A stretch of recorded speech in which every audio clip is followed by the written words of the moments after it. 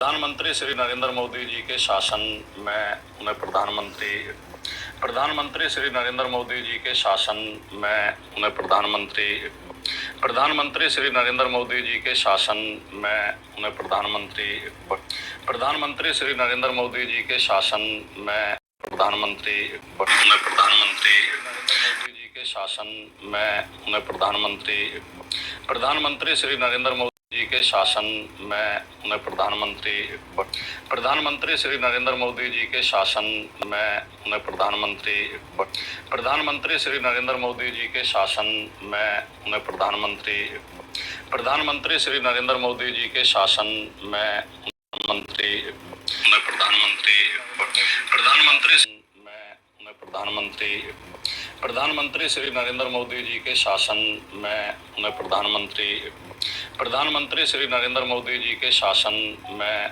उन्हें प्रधानमंत्री श्री नरेंद्र मोदी जी के शासन में प्रधानमंत्री श्री नरेंद्र मोदी जी के शासन में उन्हें प्रधानमंत्री श्री नरेंद्र मोदी जी के शासन में उन्हें प्रधानमंत्री श्री नरेंद्र मोदी जी के शासन में उन्हें प्रधानमंत्री श्री नरेंद्र मोदी जी के शासन में उन्हें प्रधानमंत्री श्री नरेंद्र मोदी जी के शासन में उन्हें प्रधानमंत्री श्री नरेंद्र मोदी जी के शासन में उन्हें प्रधानमंत्री श्री नरेंद्र मोदी जी के शासन में उन्हें प्रधानमंत्री श्री नरेंद्र मोदी जी के शासन में उन्हें प्रधानमंत्री श्री नरेंद्र मोदी जी के शासन में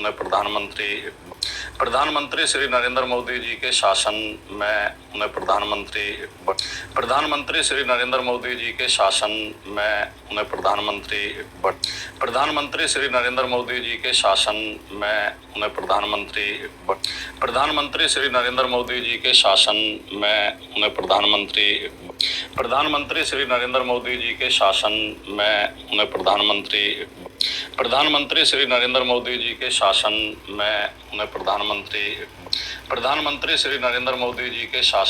में उन्हें प्रधानमंत्री श्री नरेंद्र मोदी जी के शासन में उन्हें प्रधानमंत्री श्री नरेंद्र मोदी जी के शासन में उन्हें प्रधानमंत्री श्री नरेंद्र मोदी जी के शासन में उन्हें प्रधानमंत्री श्री नरेंद्र मोदी जी के शासन में उन्हें प्रधानमंत्री श्री नरेंद्र मोदी जी के शासन में उन्हें प्रधानमंत्री श्री नरेंद्र मोदी जी के शासन में उन्हें प्रधानमंत्री श्री नरेंद्र मोदी जी के शासन में उन्हें प्रधानमंत्री तीसरे कार्यकाल के लिए शपथ ली थी। तो 9 जून को उनके 11 साल पूरे हो गए हैं और अब उनके 11 साल की समीक्षा जैसा स्वाभाविक होता है कि जब साल पूरी होती है तो होती है। लेकिन अगर मीडिया में देखें, मीडिया को माननीय मोदी जी की एक जो सबसे बड़ी उपलब्धि है वो ये है कि उन्होंने मीडिया को बिल्कुल मुट्ठी में रखा है।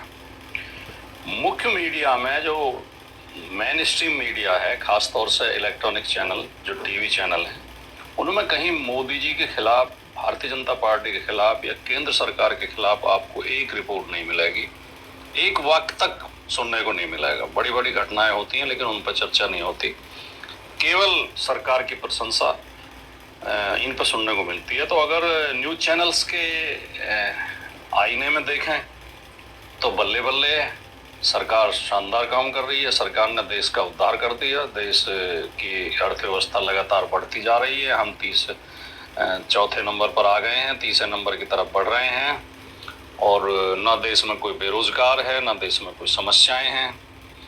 लेकिन अगर जमीनी विश्लेषण करें, जमीनी उसका आकलन करें सरकार के कार्यों का, तो फिर विपरीत रिपोर्ट मिलती है। मुझे एक मासूम गाजियाबादी जी हैं, गाजियाबाद के रहने वाले हैं, बहुत राष्ट्रीय ख्याति प्राप्त शायर हैं।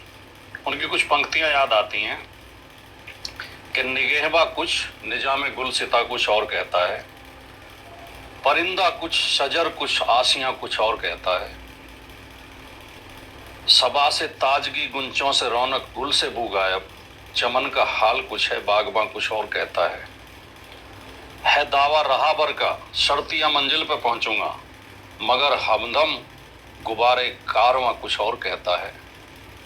बता मस्जिद की या मैं कदे की बात सच मानूं, ए वाइज तू यहाँ कुछ और वहां कुछ और कहता है। तो टीवी एंकर तो कुछ कहते हैं, सरकार के मंत्री कुछ कहते हैं, अखबार कुछ कहते हैं। सिख सियासत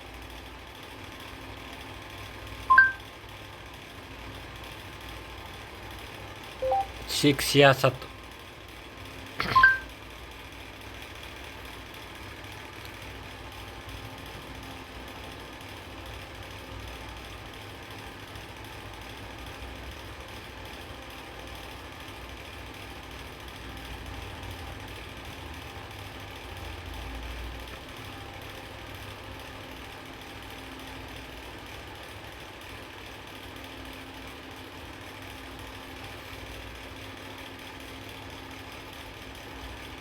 तख्त गुरुद्वारा ਸਾਹਿਬ ਨਹੀਂ ਹੈ। ਗੁਰਦੁਆਰਾ ਸਾਹਿਬ ਅਲੱਗ ਚੀਜ਼ ਆ, ਤਖਤ ਵੱਖਰੀ ਚੀਜ਼। ਜਿਹੜੇ ਗੁਰਮਤ ਦੇ ਅਸੂਲ ਆ, ਜੋ ਸ਼ਬਦ ਗੁਰੂ ਦਾ ਸਿਧਾਂਤ ਆ, ਉਹਦੀ ਪਹਿਰੇਦਾਰੀ ਕਰਨੀ ਤੇ ਉਹਨੂੰ ਲਾਗੂ ਕਰਾਉਣਾ, ਉਹ ਤਖਤ ਦਾ ਕੰਮ।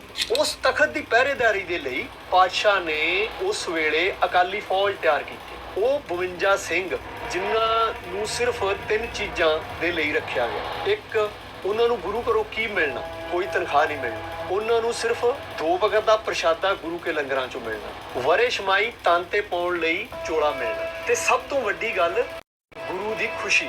ਜਿੰਨੇ ਇਹ 3 ਚੀਜ਼ਾਂ ਲੈਣੀਆਂ ਹੋਣ, ਉਹ ਆਪਣੇ ਆਪ ਨੂੰ ਮਹਾਰਾਜ ਦੇ ਸਨਮੁਖ ਪੇਸ਼ ਕਰੇ।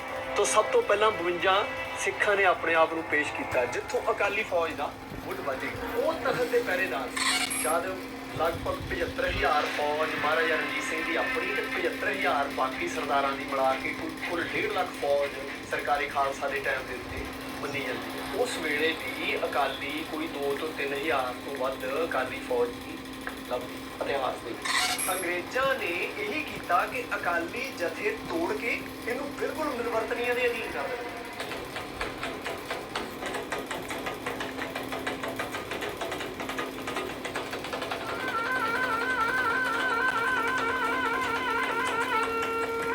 ਵਾਹਿਗੁਰੂ ਜੀ ਕਾ ਖਾਲਸਾ, ਵਾਹਿਗੁਰੂ ਜੀ ਕੀ ਫਤਿਹ। ਸਿੱਖ ਸਿਆਸਤ ਨੂੰ ਦੇਖ ਸੁਣ ਰਹੇ ਸਾਰੇ ਦਰਸ਼ਕਾਂ ਦੇ ਸਰੋਤਿਆਂ ਦਾ ਮੈਂ ਮਨਦੀਪ ਸਿੰਘ ਸਵਾਗਤ ਕਰਦਾ। ਬੀਤੇ ਕੁਝ ਅਰਸੇ ਦੌਰਾਨ ਸਿੱਖਾਂ ਦੇ ਤਖਤਾਂ ਦੇ ਜਥੇਦਾਰਾਂ ਦੇ ਚਿਹਰਿਆਂ ਦੇ ਵਿੱਚ ਬਹੁਤ ਬਦਲਾਅ ਆਏ।